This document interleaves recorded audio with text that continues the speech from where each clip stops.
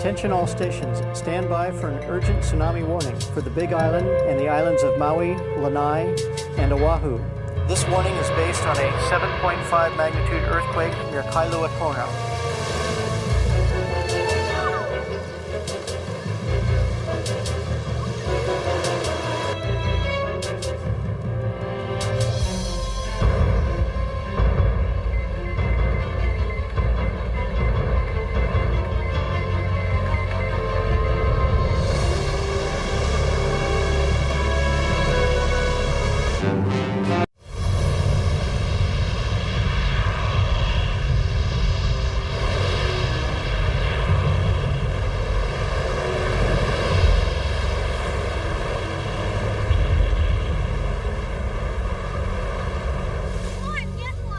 Could it really happen? Could a giant wave really menace the beaches of Hawaii? There is something out there, and it threatens coastlines around the world.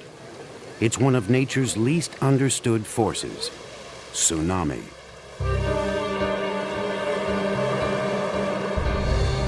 We often see hurricanes and typhoons that churn up higher than normal tides. They can flood low-lying coastal communities. But as dangerous as these storm surges can be, they are not the worst of all possible waves. The real monsters are tsunamis, freak waves usually produced by undersea disturbances like earthquakes. They can race across entire oceans and swallow cities whole. And they can leave tens of thousands dead. Throughout history, tsunamis have generated legendary disasters, ravaging the shores of nearly every ocean and sea. Without warning and without mercy, killer waves have struck again and again. And tsunamis are as mysterious as they are deadly, because so few have ever been observed by scientists. This extraordinary footage was shot in 1952 in the Kuril Islands off Russia's northern Pacific coast. A typical tsunami. It moved inland like a rising tide, but with far greater speed and force. Fortunately, it caused only minor damage here and no deaths. But tsunamis can be catastrophic.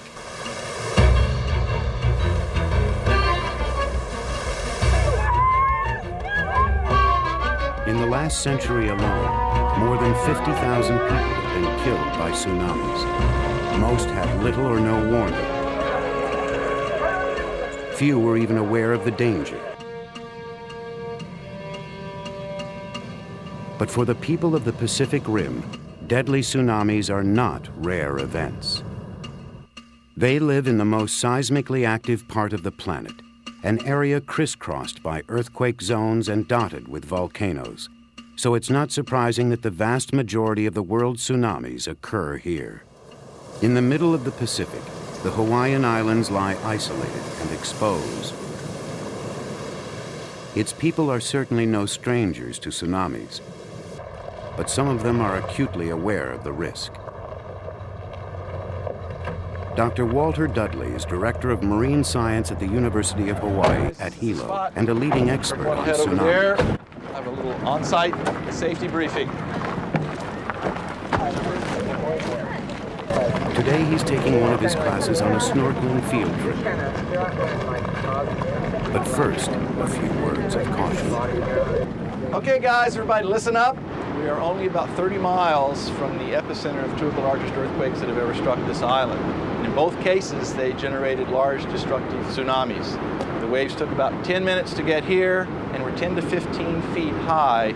So if you're out there on the reef and you feel a big earthquake, drop your gear, get out of the water and move ashore as quickly as possible. Okay, let's have a good lab.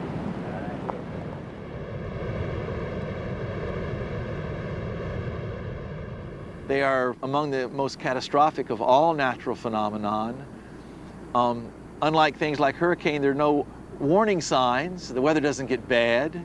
You don't feel the earth shake. It can be just a beautiful day, and then all of a sudden, the ocean can come up and come ashore 30 feet high.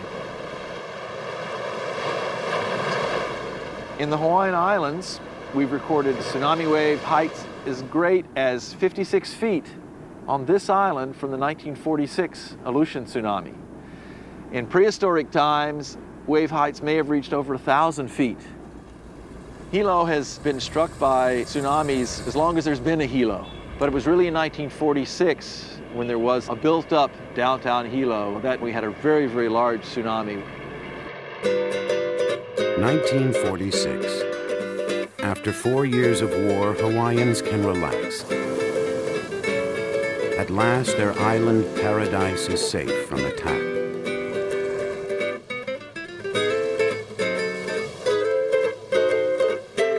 But more than 2,000 miles away, a new threat emerges from the sea.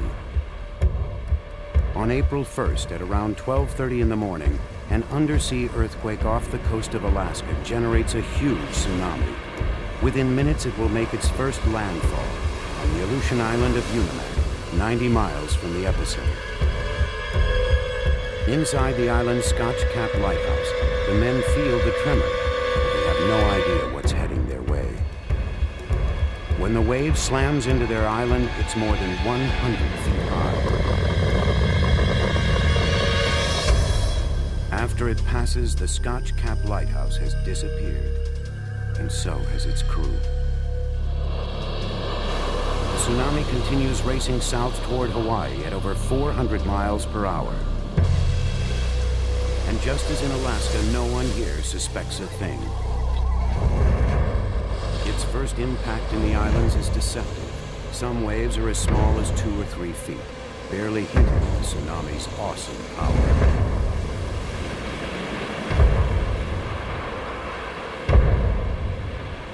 By the time it arrives at Coconut Island in Hilo Bay, the tsunami has begun to swell to monstrous proportions. Its waves wash over the island, easily overtopping the 30-foot palm trees.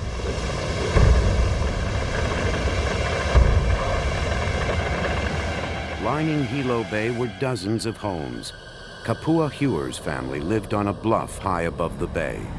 My family ventured as close as he could to the edge of the slough when we saw this mammoth wave come in. It's 32 feet from here down to the ocean. We had to step back because where we were standing, all of a sudden it was ocean. In the city of Hilo, residents panic when the first waves hit, fleeing for their lives. Many try in vain to outrun the tsunami. We heard this horrible clash in Hilo, and we knew that the buildings on the ocean side were being knocked down. There was turmoil all day long. The whole town was awash with water and hurt people and lost people. We did see people in the ocean struggling, dogs trying to swim ashore. We saw that, but you couldn't do anything about it. The force of the water was so great, you couldn't venture into it. You had no chance. You felt very helpless and wondered, was anybody out there that you knew? One photographer watches in horror as a wave overtakes a dock worker trapped on a pier. In the next frame, taken after the wave has passed, the worker is nowhere to be seen, swept away like so many others. I had gotten up, gone downstairs to wash up. Larry Nakagawa was 14 when the wave struck his home in Hilo. And as I was washing my face and brushing my teeth, I heard the strange sound of gravel being thrown on the pavement. So my brother came out and said, it looks like we're having a tidal wave, so we better get on the tree. So he hoisted me up, and then my father was hoisted. He and my father were on the same branch. And because of the way the branch was, he had to hold my father around to grab hold of the trunk. And I think when the wave came, he felt that if he hung on to my father, the force of the wave would push him, and if he hung on, he would take my father in. So he let go, and he went with the wave. It was strict horror to go into the mortuaries. When they found somebody identified somebody, all the bodies were covered. They put a tag on the toe, but they were covered with a blanket. And when you pull back the blanket to see if you recognize them, the horror on their death and stroke was terrible when they died. They were frightened. Eyes open, mouth agape. and just a terror looked face on them. It was very unpleasant to look at.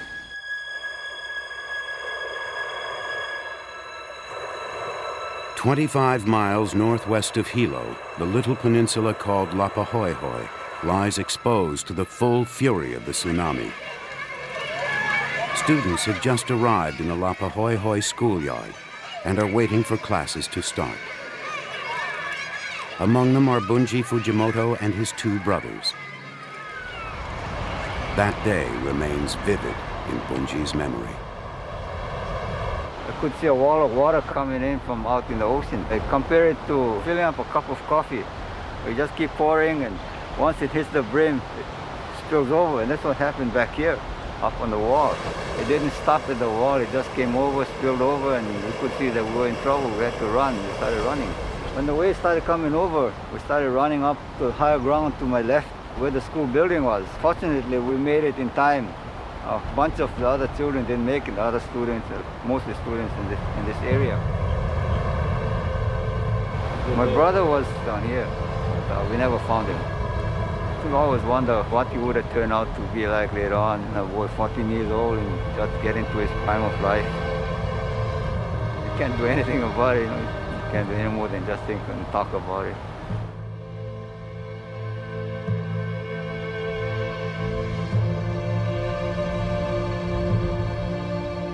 Bunji's brother was among the 25 who died at Lapahoehoe, mostly students and their teachers.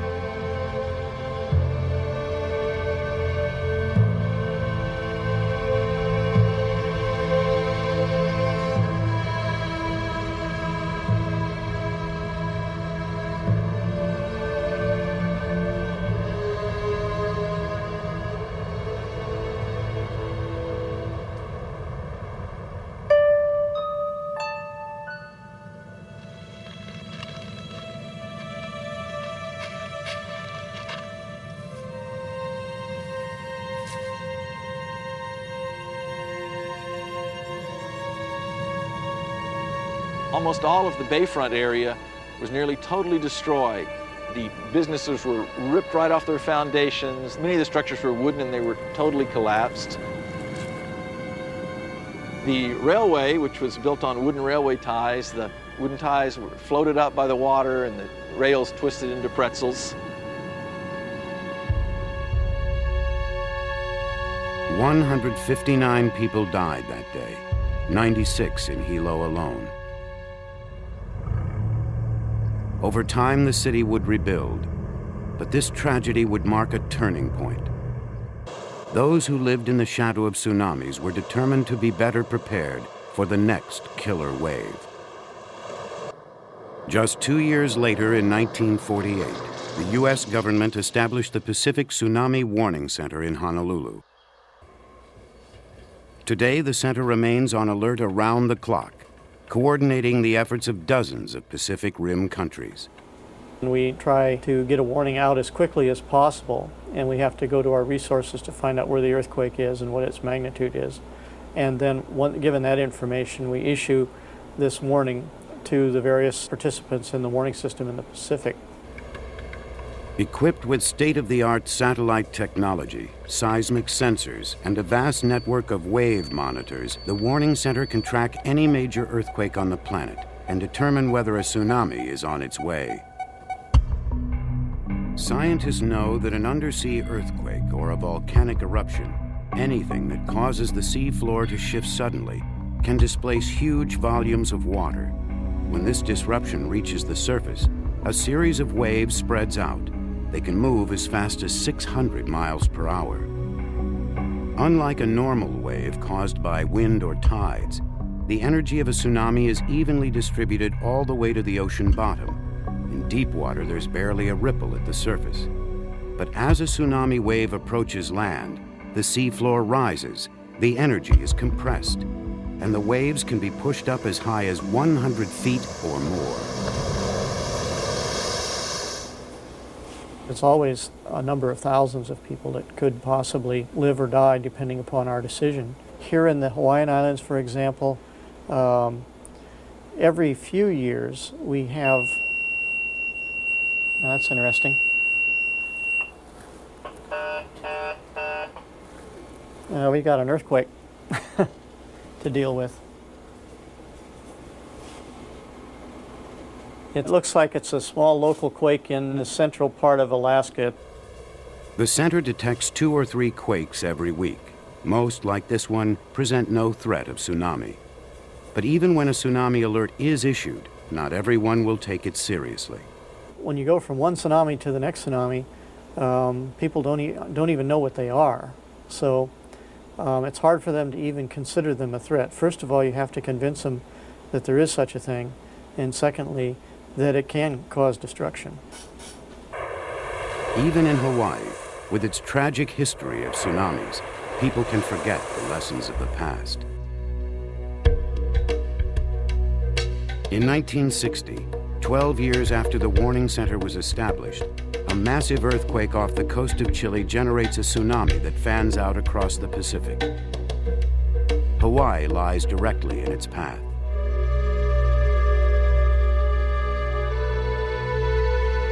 Early on the evening of May 22nd, the warning center issues its prediction. A tsunami will hit Hilo sometime around midnight. But with midnight long past and only small waves washing ashore, many ignore the alert and return to the downtown bayfront.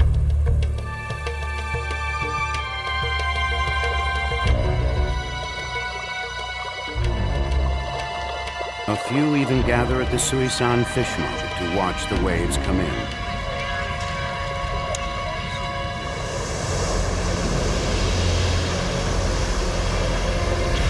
The 35-foot wall of water strikes like a bomb.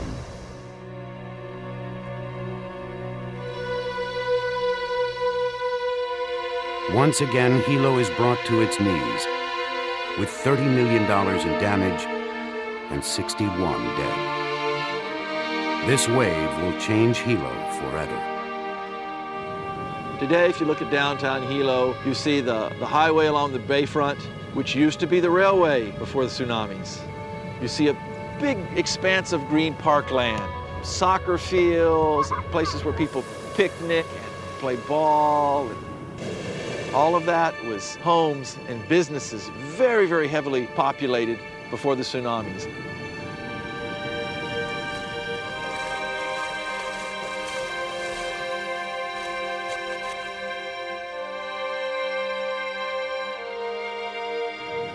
If you go there today, you can see the old roads which go in, driveways, all leading to nothing. They see that area and think what wonderful urban planning we have in Hilo to have all this parkland. That's planning thanks to Mother Nature and at great expense to the city of Hilo, both in terms of property and loss of life. The tsunamis have been rare events. There has not been a destructive Pacific-wide tsunami in over 30 years.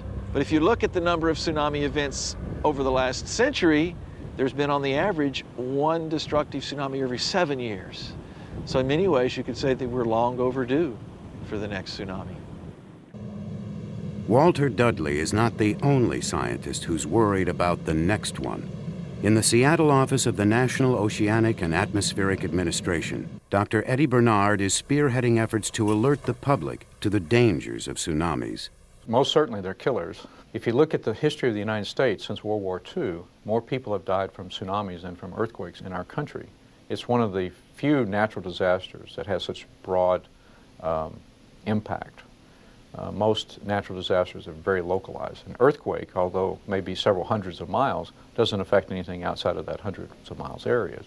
But if you add up the dimensions of the Pacific Rim shorelines, it's on the order of 100,000 miles. So one earthquake, properly placed, can affect the coastlines thousands of miles away. In Japan, however, the greatest tsunami threat comes from earthquakes generated not thousands of miles away, but much closer to home. This island nation lies on top of one of the most seismically active regions on Earth. The Japanese know that the sea's bounty is often matched by its wrath. In 1896, an offshore quake sent 100-foot waves crashing into villages on the Sanriku coast.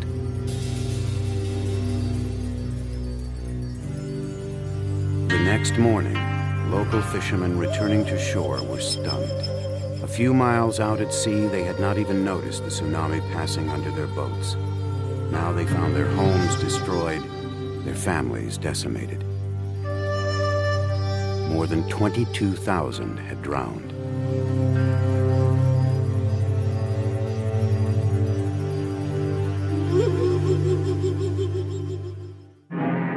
Four decades later, it happened again. 1,500 vessels were swept ashore by the wall of water, and many in their crews drowned. Government aid is being rushed, but it will be a long time before this stricken region can be restored in the land of the rising sun.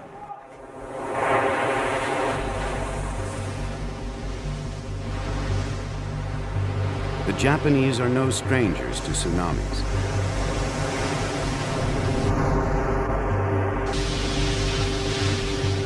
Killer waves, like the ones recorded in this news footage, visit their shores with frightening regularity. But even the Japanese can be taken by surprise. In 1993, a quake off the coast of Okushiri Island generates tsunami waves that reach shore in less than 10 minutes. It's the middle of the night, and most do not have time to evacuate. One of the lucky ones is television cameraman Hiroshi Nakamura, who records his own escape on video. There was a straight road from our hotel to the hills. We reached the crossroads as we were driving to the hills. Usually we would turn to the left. But the driver saw something like white waves ahead on his left side.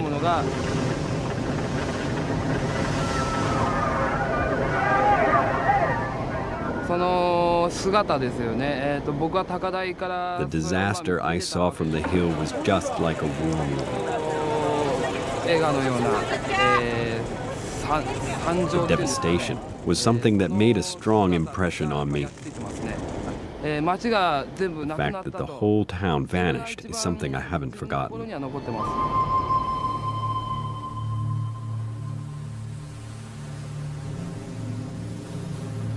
Nearly 200 died that night in Okushiri. On the southern tip of the island, where there were hundreds of homes, only rubble remained. Dr. Eddie Bernard arrived in Okushiri 2 days later with a special tsunami task force.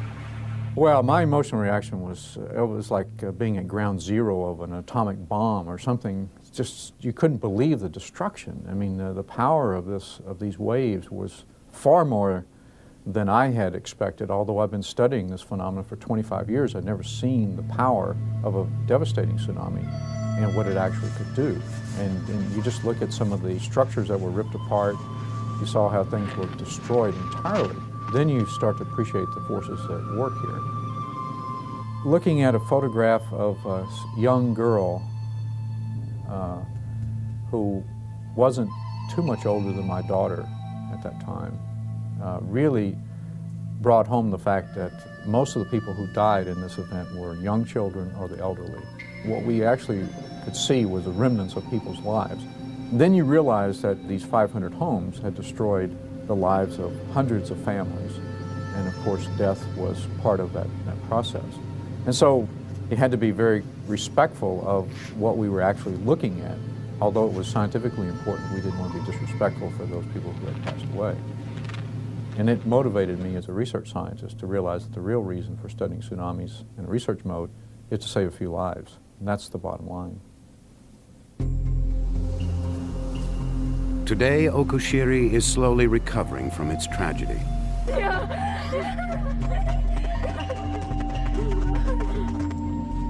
The people are rebuilding their homes and repairing their lives. But because space is at a premium here, most new homes must be built where the old ones stood, making them just as vulnerable to the next tsunami. There is one spot, however, that will probably never be rebuilt. the devastated southern tip of the island will likely remain an empty zone, a reminder of what was taken by the sea.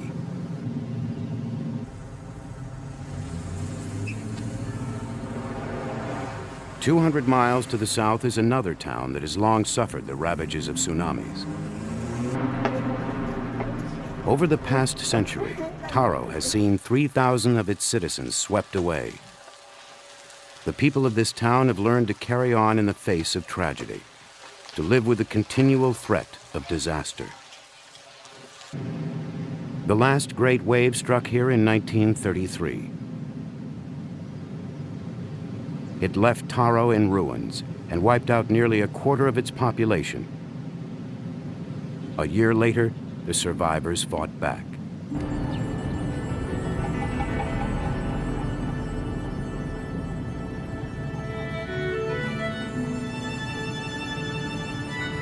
They built a wall to keep the sea in check the next time it rose.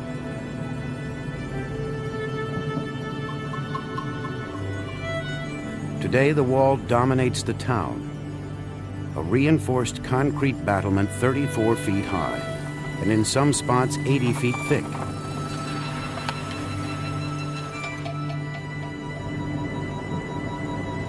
For the people of Taro, it's become a familiar and reassuring part of the landscape.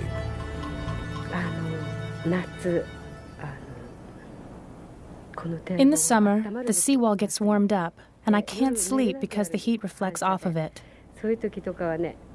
At that time, I wish there were no seawall, but I never forget its reason for existing.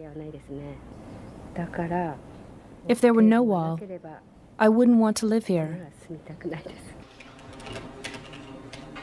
Taro is also protected by its own tsunami warning center.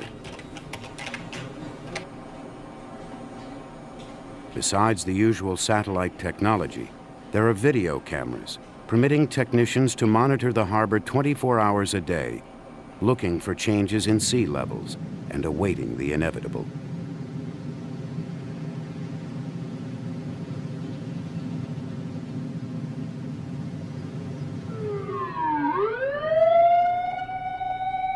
And if alarms are sounded, Taro is ready.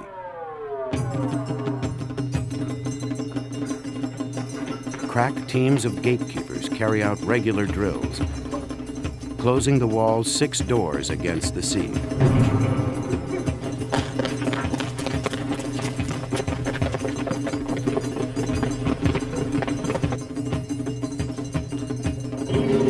Each of the massive steel doors must be sealed in under 4 minutes. They've never been tested against a major tsunami.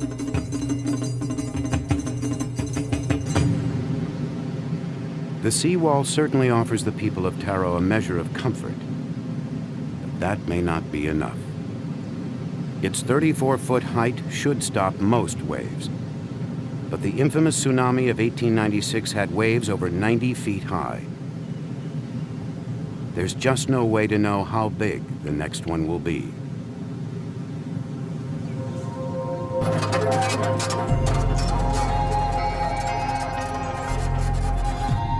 Back on the wave-ravaged island of Okushiri, they're building their own wall.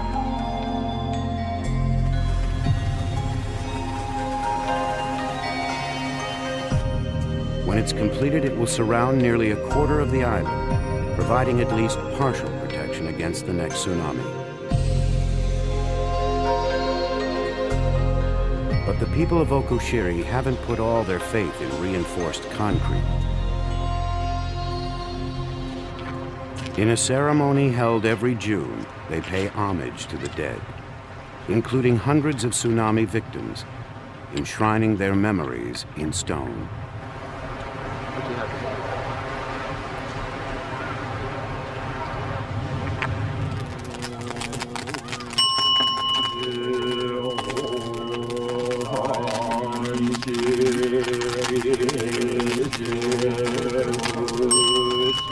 As darkness falls, a bonfire is lit to serve as a beacon, guiding home those who were lost to the waves.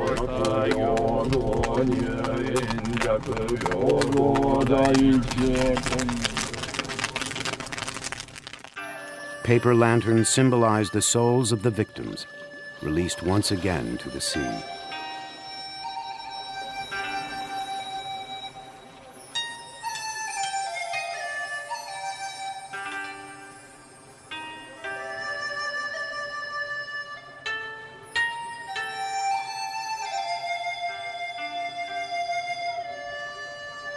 It is an act of remembrance and perhaps a prayer for deliverance.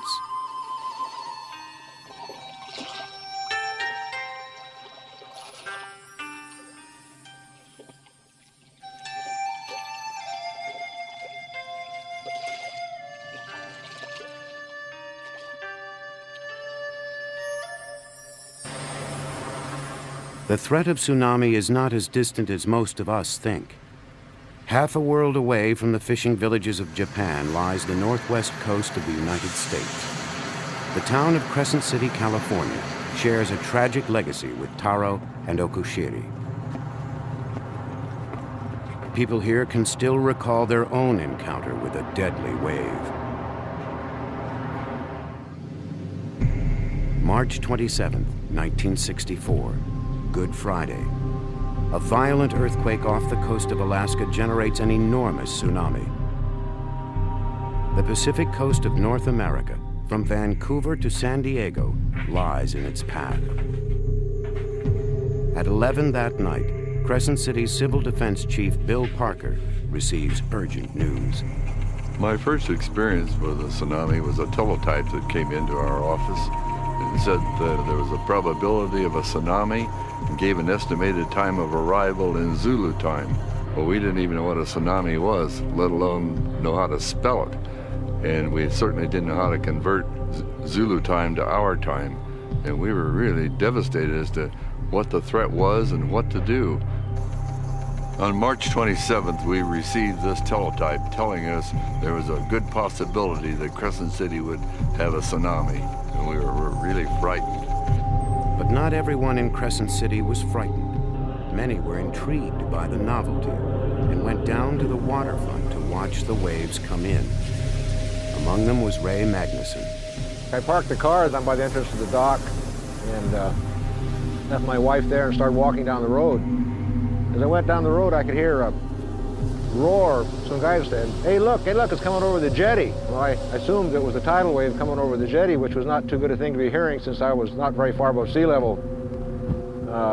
I waited and watched, and pretty soon up the road you could see water coming. Then there was a cafe on the right-hand side of the road looking down, and the cafe slid across the road. I thought at that time, I said, I better get out of here. So I turned and started walking. The water was chasing me. I was still behind me, and I got back to the car. Anyway, the water kept coming, and as you know, Volkswagens float.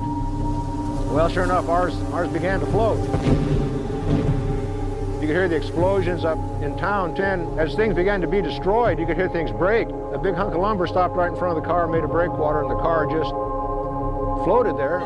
Water went out, and I think we drove away.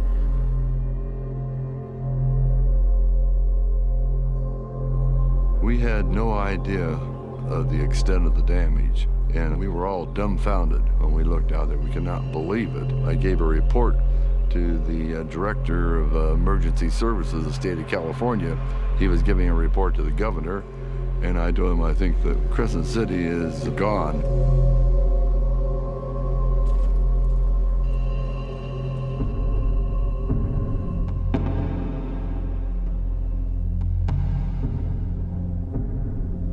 The final toll, 11 people killed. More than $7 million in damage. And now we all knew a tsunami could happen anywhere. Not just far away, but right here at home.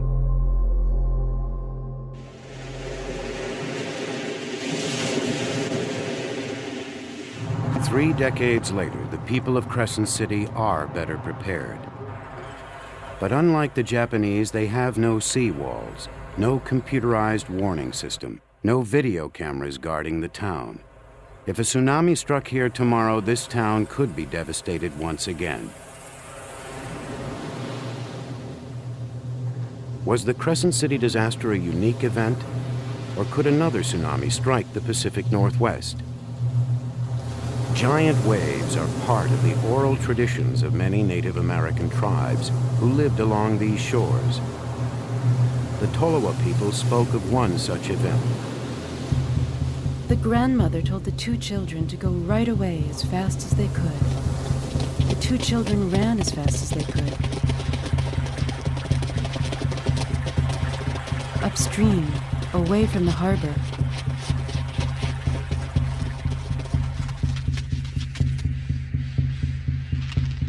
Halfway there, they looked back. They could see the water come. They could hear the people cry. They could hear the cries rise and fade away. When they reached the top of the mountain, the boy made a fire, and they sat around it. When the sun came up, everything was gone. They went back to where their house had been. There wasn't anything there. Everything was swept clean.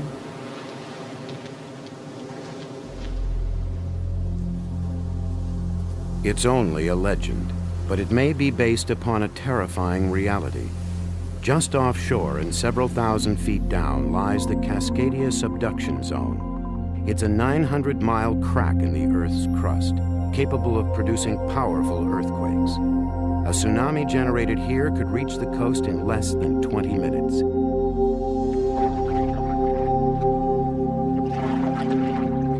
Near the mouth of the Copalis River in southern Washington, geologist Brian Atwater seeks evidence of just such an event. Evidence that would correspond to some of the ancient stories. The first indication of a catastrophe, a dreary grove called the Ghost Forest. These trees were flourishing some 3 centuries ago, when an earthquake caused the riverbanks to sink, and what had been high ground became a salt marsh, poisoning the trees. The same earthquake almost certainly generated a tsunami here.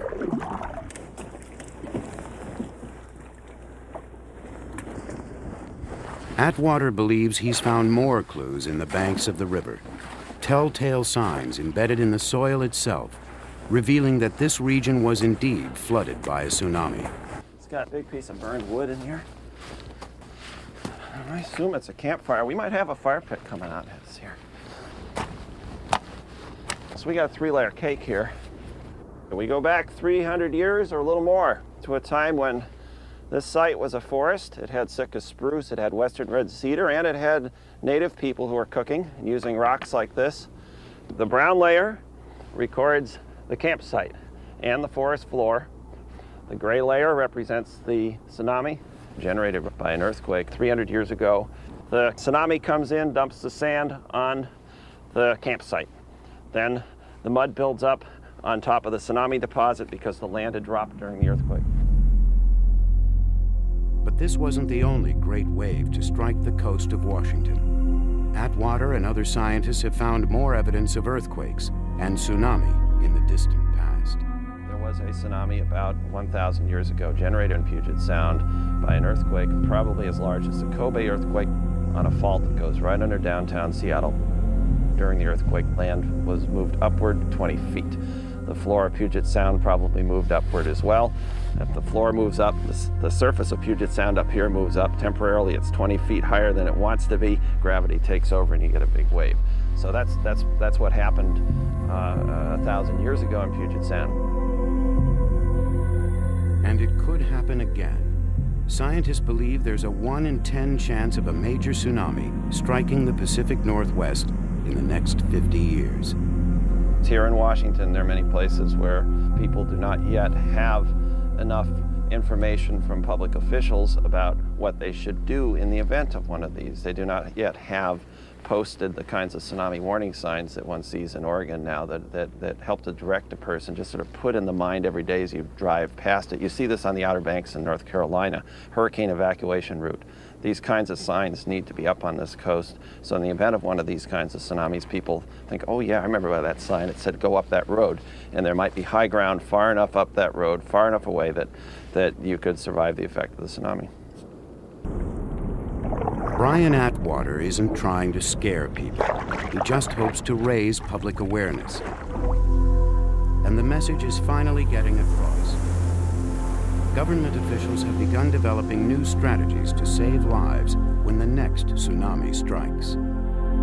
The state of Oregon has recently drawn a line in the sand, establishing a 300-mile-long inundation zone along their coast.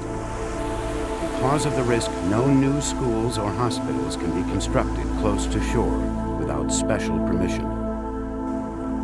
One town that lies within the zone is Cannon Beach.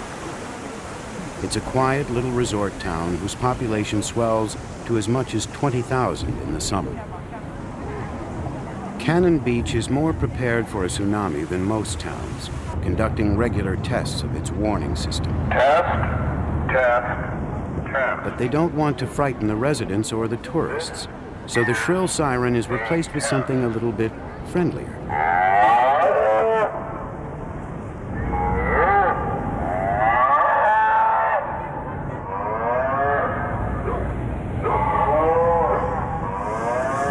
The folks in Cannon Beach have maintained their sense of humor, but they do take tsunamis seriously.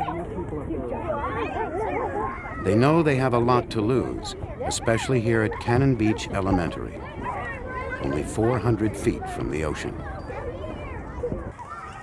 We're going to add RE to the beginning of the word. So what would be the new word if you add RE to the first word?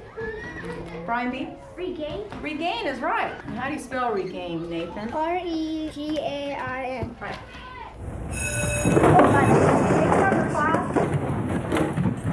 These kids are well aware of the tsunami threat, and they know what to do when the alarm bell rings. Section commerce class.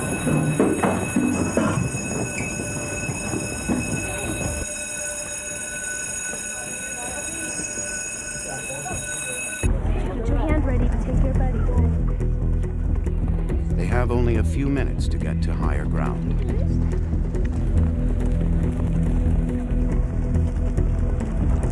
We are past the 50-foot mark.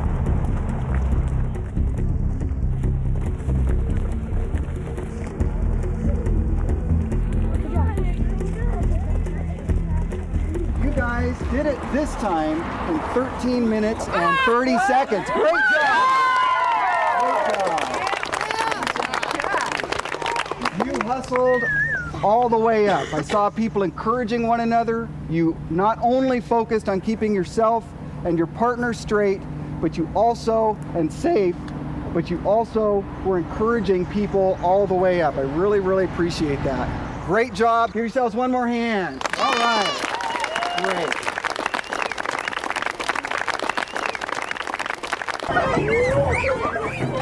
Plans are in the works to relocate the school, but until then, evacuation drills will continue. It's the only way to prevent a catastrophe. The last tsunami hit Cannon Beach 30 years ago. And in the school playground, there's chilling evidence of its power. The steel swing set bears scars inflicted by trees, uprooted and hurled about by the waves. Fortunately, that tsunami struck at night when the schoolyard was empty. The next one could happen any time. Cannon Beach is well aware of the dangers of tsunami, but there are other towns at risk along the Pacific coast, and many of them are simply unprepared. For the state of Washington, there's a resort area called Long Beach. It's a low-lying sand barrier, and during the summer months, sometimes there's as many as 40 or 50,000 people that are out there in recreational activities. That would be by far the worst-case scenario because there's only one way out of that, and that poses a very gruesome picture. Probably the people could not evacuate in time And anything that's not reinforced concrete will be wiped out. And it becomes timber in the water then, causing more damage because now it's incorporated as part of the wave. Automobiles will become floating objects and they'd be propelled all over the place. So as a wave sweeps back and forth across, it would probably just bulldoze and leave probably 6 or 8 inches of sand. So when it's all over, it'll be a nice, smooth, sandy beach without any of man's structures on it anymore. Warning systems and evacuation procedures are well established here in Hawaii, but they're only effective if people trust them. This is an update on the Civil Defense Tsunami Alert. At this time, you are advised to stay in your room until further notice. Roads out of Waikiki are now closed. In 1994, a tsunami warning was issued here, and beaches were evacuated throughout the islands. 300,000 people responded, but this tsunami alert may have done more harm than good. Well, in 1994, there was a large earthquake in the Northwest Pacific Ocean. It was big enough to have generated a Pacific-wide tsunami. The early indications were that there was significant run-up of the water in the tidal stations closest to the earthquake. So the Pacific Tsunami Warning Center declared a tsunami warning. They accurately predicted the arrival time of the waves, but they are incapable of predicting how large the waves are actually going to be. When tsunamis occur as rarely as they do, and with as little money as is available for research, we as yet just don't know how to predict how large the waves will be. So in Hawaii, the waves came ashore 6 inches high, and unfortunately most of the public interprets that as a false alarm, when in fact it's just our lack of understanding. It could have been a potentially devastating tsunami. The problem with over-warning people is, of course, they lose confidence in the system. They'll say, oh, another false alarm, and we won't bother. Or the flip side of this is they become so cavalier about it, they actually will go to the beach to see what it is. So I think it's incumbent upon us as scientists to try to find a more accurate way of forecasting the effects of these. Now the technology finally exists to do just that. In a government warehouse near Dr. Bernard's office, you can see the future of tsunami forecasting. A 20-foot signal buoy, coupled with advanced wave sensors, could put an end to false alarms and help save lives. Anchored in the middle of the ocean as part of a Pacific-wide network, the system will make it possible to predict the height of tsunami waves, as well as when and where they'll strike. Undersea gauges will take the precise measure of each passing wave and transmit the data to the buoy floating above. A satellite will complete the link to the Tsunami Warning Center. The new system could eliminate false alarms and build public confidence in the tsunami warning system. But there are certain types of tsunamis that can strike so suddenly and with such force that even the most sophisticated system would be unable to provide a warning. Here in the Hawaiian Islands, where all of the land is built by volcanic eruptions, the islands grow up from the sea floor, and then periodically the sides slide back down onto the ocean floor. They've created magnificent cliffs along the sides of all of the islands in the chain. But when those chunks of the island slide off onto the Pacific Ocean floor as huge landslides and debris flows, they have the potential to generate giant destructive tsunamis. And there's evidence that they have created waves as high as 1,000 feet on some of the islands in the past. These landslide waves may be part of Hawaii's future as well as its past. Here on the Big Island, a huge crack in the earth is opening up.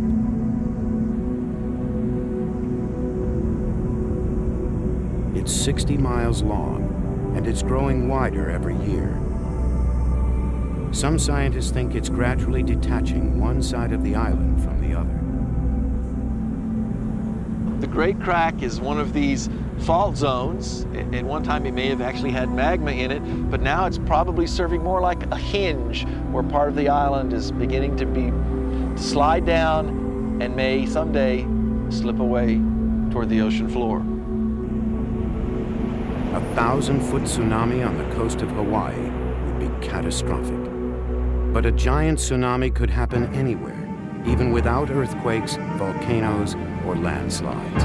A few scientists are beginning to examine another possible cause, extremely remote but terrifying. Recently, the effects of a meteor impact have been studied. Depending on the size of the meteor, you could have some very destructive waves generated by a splashing of a meteor in the ocean.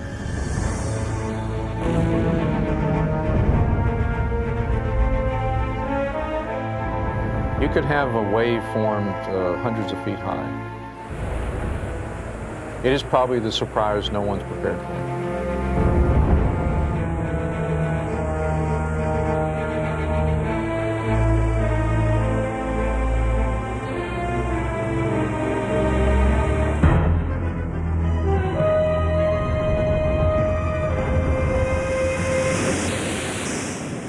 A giant tsunami generated by a meteor may only happen once every few thousand years.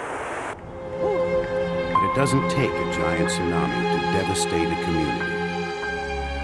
At the Memorial Park near Hilo, where the Lapahoehoe School once stood, today's students gather with survivors on the 50th anniversary of the tragedy.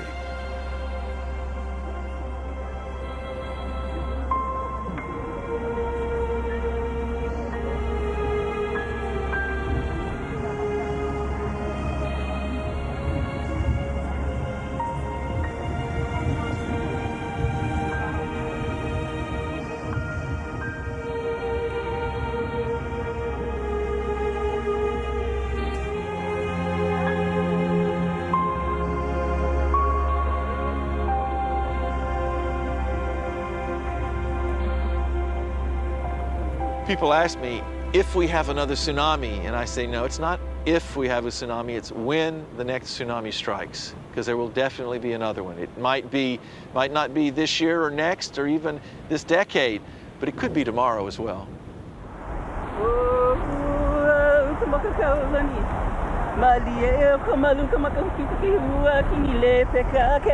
In Hawaii, they know what a tsunami can do. The rest of us would be wise to listen to their lament and learn from their experience.